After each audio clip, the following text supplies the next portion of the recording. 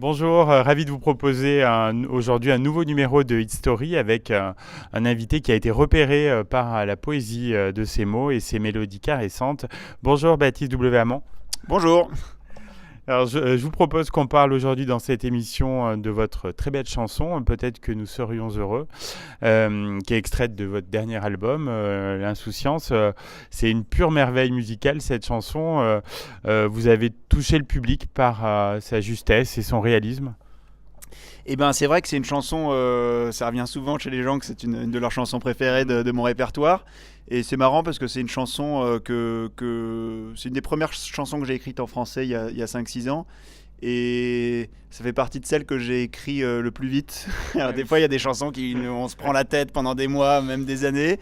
Celle-là, ouais, je l'ai écrite en une après-midi. Mais effectivement, c'est une chanson qui me tient à cœur. Et qui peut-être symbolise pas mal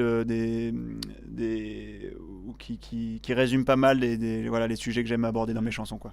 Vous assumez une certaine fragilité aussi dans ce morceau. Oui, complètement, par rapport à l'amour en tout cas. Je préfère l'assumer plutôt que de le masquer, donc c'est... Et justement, vous donnez la force d'oser et le courage d'aimer dans ce morceau. Ben oui, parce que j'essaye de raconter que malgré les difficultés, l'amour peut quand même être présent et que voilà, c'est jamais tout blanc ou tout noir l'amour. Donc parfois, il y a des problèmes de communication au sein d'un couple, mais qu'on peut essayer de dépasser ça. C'est un peu ce que j'ai voulu raconter, quoi. Vous êtes bien accompagné sur ce morceau avec Alma Forer. Est-ce que vous pouvez nous la présenter pour ceux qui ne la connaissent pas? Alma Forer, super chanteuse, auteur-compositeur, auteur-compositrice, je sais pas comment on dit au féminin, mais qui écrit des très belles chansons, très belles mélodies, très mélancoliques aussi. Et ouais, je vous conseille d'aller la découvrir si vous la connaissez pas encore. Comment vous vous étiez rencontrés, sans être indiscret? On s'est rencontrés il y a 6-7 ans via des concerts en fait. Voilà, on aime la même musique folk, country américaine et en parallèle la chanson française. Donc, et c'était la première fois que je rencontrais quelqu'un qui faisait de la musique et qui avait ces références-là. Donc on a tout de suite accroché. Ouais. Vous la chantez parfois sur scène ensemble, cette chanson? Oui, mais alors comme maintenant, effectivement, Alma fait ses concerts aussi, donc on n'a pas toujours des emplois du temps qui sont compatibles, mais dès qu'on a la possibilité, notamment sur les dates parisiennes, j'invite effectivement à chanter. Ouais. C'est un titre qui reflète bien votre univers, Ouais. pour ceux qui ne le connaissent pas encore. Oui, pas mal, même si j'essaye moi de diversifier un peu les sujets dont j'ai envie de traiter, mais comme j'expliquais tout à l'heure, cette chanson fait partie un peu du premier jet de chansons que j'ai écrites quand j'ai commencé à écrire et à ce moment-là je réfléchissais pas trop. Donc en fait il y a beaucoup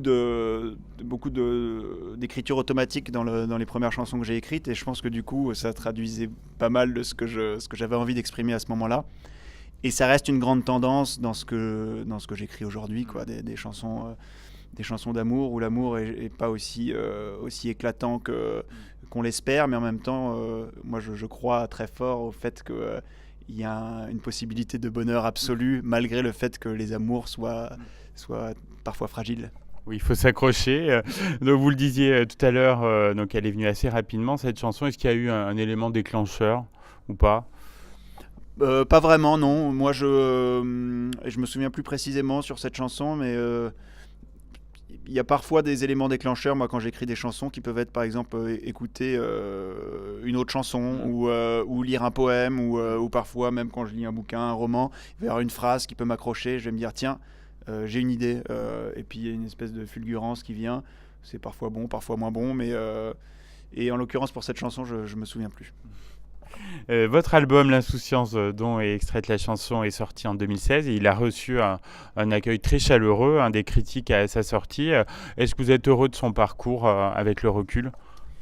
Tout à fait, ouais. Je m'attendais pas à un accueil critique aussi bien, et c'est vrai que, bah, comme je le disais, moi j'ai fait ce disque exactement comme je voulais le faire au moment où je l'ai fait, et voilà, je pense qu'il me représentait parfaitement à ce moment-là. Il me représente toujours beaucoup et j'adore toujours ce disque, mais il y a quelque chose où en fait j'étais prêt à, s'il avait été moins bien reçu, c'était pas grave parce que c'était moi. Et du coup, je pense qu'il y a À mon avis, l'une des raisons pour lesquelles il était bien reçu, c'est que j'espère en tout cas qu'il y avait cette authenticité en fait qui émanait. Et voilà, je suis allé enregistrer le disque aux États-Unis, j'ai voulu enregistrer live. Donc quand on enregistre un disque live, c'est moins parfait au niveau du son que quand on fait piste par piste, etc. Mais c'était une vraie volonté. Donc il est plein d'imperfections, mais c'est en même temps, ça représente exactement qui j'étais. Et en cela, moi, je le considère parfait. Et c'est un album empreint de mélancolie, mais qui est absolument pas amoureuse. Oui, c'est ça. Ouais, mine de rien, c'est quand même la mélancolie qui va émaner beaucoup de mes chansons, mais pas la tristesse. C'est ça que j'essaye de faire la différence. Moi, quand les gens me disent certaines de tes chansons sont très tristes, je dis non, elles sont mélancoliques. Il y a parfois des sujets un peu sombres que j'aborde, mais c'est jamais triste, parce que je crois pas qu'il y ait une incompatibilité entre la mélancolie et le bonheur en fait. Votre grande force, c'est votre voix grave et profonde. On a du mal à imaginer qu'elle puisse être, on doit vous le dire, être celle d'un jeune trentenaire. Alors c'est quelque chose qui est revenu pas mal à un moment, effectivement. Je me souviens d'une critique québécoise assez connue qui disait, qui avait écrit dans un article, on a l'impression que c'est un type de 55 ans qui chante. Alors j'essaye de faire un peu gaffe quand même et d'utiliser des mots un peu de mon âge. Mais c'est vrai qu'en fait j'ai beaucoup écouté moi de chansonniers français des années 60-70 et ça m'a beaucoup influencé au début en tout cas sur ma façon de chanter.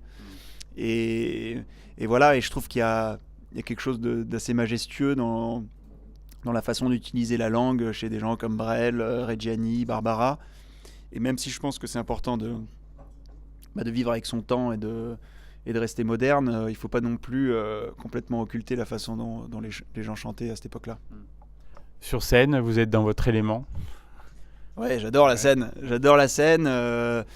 Et j'ai la chance, moi, de pouvoir voyager en différentes formules, pouvoir chanter mes chansons guitare-voix, de pouvoir être accompagné, comme ce soir, par un guitariste électrique.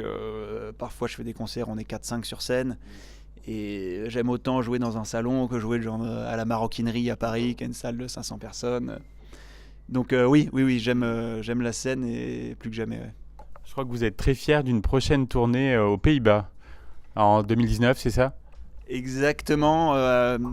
On a fait une tournée qui a commencé à la fin 2017 et puis en début d'année 2018 aux Pays-Bas, où j'ai la chance d'avoir été repéré par un agent qui est fan à la fois de chansons françaises et de musique folk américaine, et qui a cru en moi et qui a été persuadé que mon projet pouvait vivre en Hollande. Et on a fait une tournée déjà de 25 dates et ça a été super, à chaque fois un accueil incroyable. Et du coup on repart là juste avant la sortie de mon deuxième disque. On va faire une pré-tournée en Hollande et probablement une plus grosse tournée l'été prochain. Justement, j'allais vous demander alors sur quoi vous travaillez dans les prochaines semaines. Eh bien là, les choses se concrétisent pas mal puisque je vais sortir un premier single préalable à la sortie de mon album le 11 janvier. Et ensuite un EP en février, et puis l'album devrait sortir début avril. Donc voilà, il devrait y avoir une grosse tournée qui suivra la sortie de l'album. Et j'ai hâte, moi, de pouvoir présenter à la fois les nouvelles chansons et puis le nouveau spectacle, et puis de sillonner la France, quoi. Bon, on a hâte de l'écouter et de vous revoir à cette occasion. En tout cas, c'était un plaisir de vous rencontrer. Et merci, Baptiste W. Hamon, donc, de vous être prêté au jeu de Hit Story. Eh ben, merci à vous, merci beaucoup.